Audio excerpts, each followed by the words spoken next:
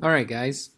This set of notes is entitled Life in the North During the Civil War. So, looking at how everyday life was affected in the North as a result of this war.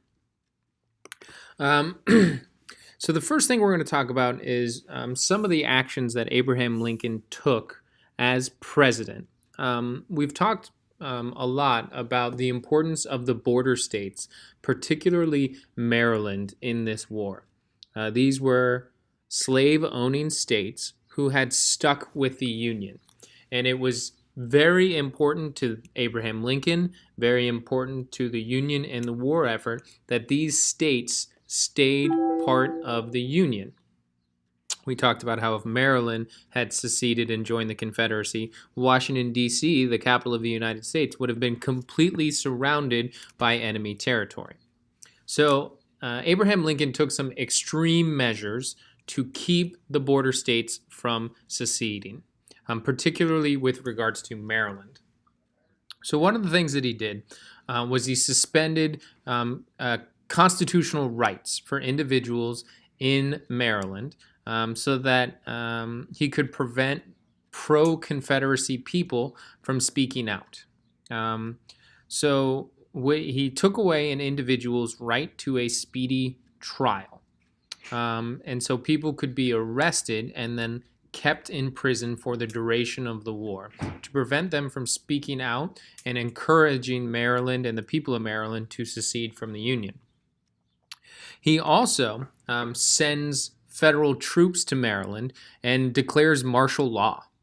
He sends Union troops into the state to basically take control of it as Maryland was voting to join the Confederacy or not, whether to secede or not. And Maryland decides to stay with the Union, and even still, federal troops basically rule Maryland for the next several years through this martial law. We're also seeing that the Union has to find a way to fill the ranks of its armies. So it needed to get enough men for the army, and by 1963, the North passes a draft law.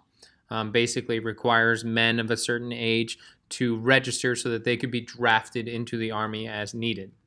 However, you could hire a substitute to go in your place for $300, which is a lot of money back then. Very few people had $300 that they could spend to avoid military service. So this is going to cause a lot of animosity in the North, particularly amongst poor immigrants who have no way of avoiding military service. So what we see is this anger eventually boils over into draft riots. The most famous took place in New York City in 1963.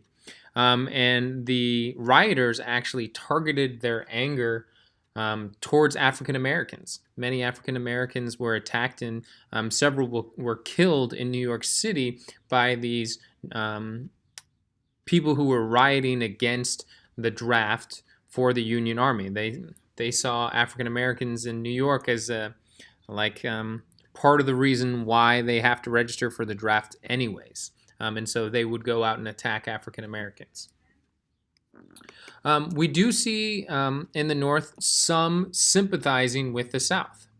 There's a lot of motivations for why that might be. Some were racist and weren't in favor of and weren't abolition at all.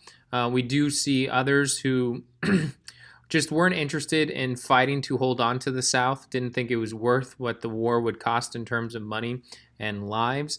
And these individuals who were kind of against the war effort were known as Copperheads.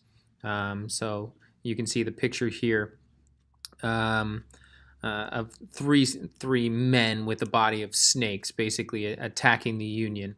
That's how these people were known as threats to the Union because they were not necessarily for the continued war effort against the South.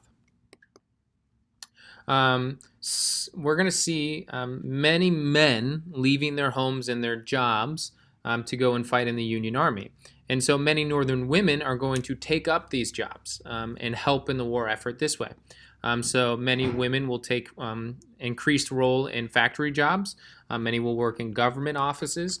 And we're going to see a lot of women serving as nurses, serving in military hospitals, caring for the sick and the wounded from this war effort. And one of the interesting things about the Civil War is even though the North suffers heavy casualties, most of the war is taking place in the South, so the physical destruction is there. The war effort is actually going to lead to economic growth in the North. Businesses are going to prosper because of government purchases. The government has to pay businesses that make clothes to produce uniforms for the army. They have to pay industries to produce guns and ammunition, cannons.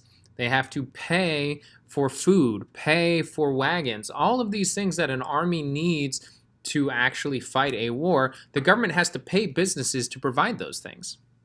And so businesses will get a lot of money from these government contracts. They're going to use that money to reinvest in the business.